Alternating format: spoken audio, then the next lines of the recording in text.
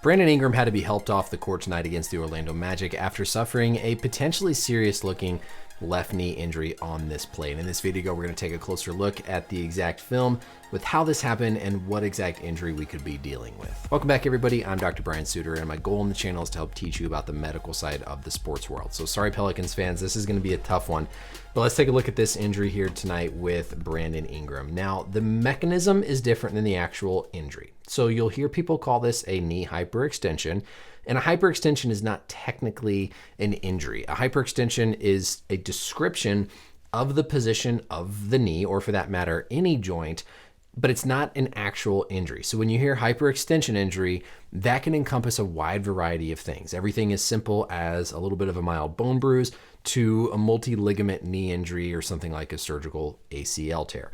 So let's take a look here at how this happens. And there's contact that causes Ingram to react in a way that leads to the hyperextension. So as Suggs is driving on him, he gets bumped, there's contact. He can't help it. He reaches out that left leg to try and stop himself, support himself. But because his trunk gets leaned forward over his leg, and that left foot is extended out really far, typically his momentum wants to carry him forward, where that knee falls in deflection to catch his momentum, kind of catch that load as he's going forward. But because his trunk is tilted so far forward, the leg is too far out in front of him to try and catch the stumble. We see that severe amount of hyperextension. So if you think of a normal joint, right? If we think of the knee, for example, going straight down the limb, that's going to be the normal range of motion, what we call 0 degrees or in that neutral position. So anything on this side of that line is going to be knee flexion. So flexing the hamstring, like we can see here with Suggs' left leg, that knee is in a flexed position. Anything on the other side of this line is hyperextension. Hyper meaning excess or above. So above the normal amount of extension. This is quite a bit. If we draw a 90-degree angle here, this is maybe 45 degrees of hyperextension, which if we just look at the research, we talk about the amount, is a pretty significant amount of hyperextension, which is part of what makes this potentially a concerning injury. We can see too in this position, not only does the knee get awkwardly bent and loaded, you can actually see some of the hamstring coming around there. The hip also gets really awkwardly jammed. This is a similar position to how we saw Bo Jackson, right, injure his hip and suffer that kind of partial dislocation. And so we also have to worry about potential hip injury in a case like this because of how much that load is going to be jarred up into Ingram's hip joint. Now, another big question when we see a hyperextension is not just the degree, the severity of hyperextension in this, what we call sagittal plane. So the sagittal plane is looking at somebody from the side. If you take a line and kind of cut straight down the middle, what we're looking at here, this degree of hyperextension in that sagittal side plane. We also have to look in the frontal plane. So the frontal plane is looking straight on at him, and this is going to tell us how much in or out movement there is in the knee. So movement in is going to be called valgus. Movement out is going to be varus. And so this frontal plane looking front on tells us that varus valgus movement. And we really don't see too much here for Ingram. It looks like maybe a little bit of valgus, but we're not catching him quite square on. I don't see a significant amount of knee falling inward or outward. It looks pretty much like a pure hyperextension, which is one hopeful prognostic good indicator for the rest of his knee. We can see the kneecap there, patella. We see a little bit of his vastus medialis outline right there as he comes down forward. And then obviously we see him go down clutching at that knee. We don't see any sort of shift here that can help us with things either. So tough to say just from describing the hyperextension what exactly might have happened.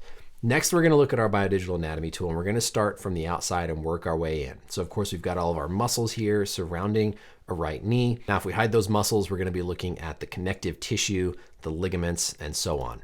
The first thing that we're going to get to here around the knee is the capsule. The capsule is kind of the bag, the lining that goes around the entirety of the joint. And so if you look at the knee from the side, we're here in that sagittal plane, remember, we're looking from the side. This, remember, is hyperextension. And so when you hyperextend, you put tension, you stress everything on the back side of the knee. So one of the first injuries that we'll see is tearing of this capsule. There's also a ligament that sits here in the back of the knee called the oblique popliteal ligament.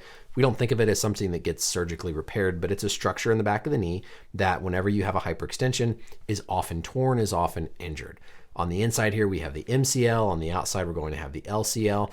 And then if we hide those capsules, if we hide some of that ligament, let's hide the patella, then we're going to start to see the intra-articular injuries. So First thing to think about is the bone. We're looking at the side of the knee. This is the front. Whenever you hyperextend, you put compression on the front of the knee. So that's going to cause microfracture, microtrauma, bone bruising to the front of the knee and tension on the backside. From a ligament perspective, the PCL is the main ligament that I would think about first of all as potentially being injured, but the ACL can also be injured here with these hyperextensions. The PCL runs in the back of the knee, and so if you think of this PCL like a rope, and you take the tibia and you swing it far forward, you're stretching that rope. And so if you stretch it far enough, you can tear that PCL.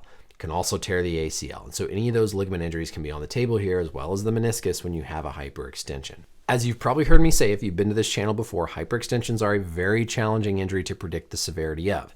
They can be anything from a season-ending ACL tear or a season-ending PCL tear to a bone bruise that only causes you to miss 1 or 2 weeks. At a minimum, I expect bone bruising. I expect some capsular injury. I would expect an absence of a couple of weeks minimum. But this could be something that ends Ingram's season. It's very hard to tell from the mechanism alone. Generally, if it's sort of a non-external force, that tends to be better. So we've seen some soccer injuries, some football injuries, where there's a hyperextension and a force from the inside or the outside, an external load. Those are more concerning for cruciate ligament injuries. Unlike with Ingram, we don't see anybody hit his knee when it hyperextends. And so that makes me a little bit more optimistic, but I will be completely honest with you, Pelicans fans. We could hear everything from he's out for 2 weeks to we could hear that he's got a season-ending ligament injury. By now, the medical staff has some rough idea. They've examined his ligaments. They have a sense of what the injuries could be. Expect the MRI, though, and we'll hope for the best. I think best case, 1 to 2 weeks, but this has the potential to be something season-ending. It's extremely hard to predict just based on this mechanism alone. But that's it for the video. Hope it was helpful to review some of the anatomy terms, mechanisms, and structures. Let me know as always questions or comments down below. And until next time, we'll see you later.